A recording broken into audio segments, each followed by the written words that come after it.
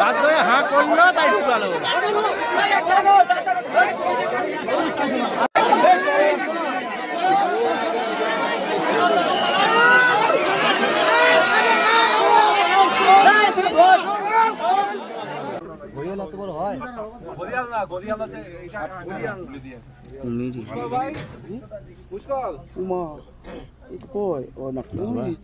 কুমিরই তো এখন নিঃশ্বাস নিচ্ছে কেমন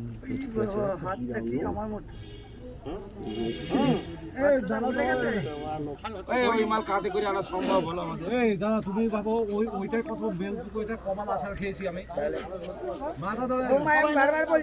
স্নান করতে আসি নদীতে। মানে এই কুমির থেকে কি ভয় লাগলো? হ্যাঁ। কি গো, এখন কি আর নদীতে স্নান করতে চাইবে না?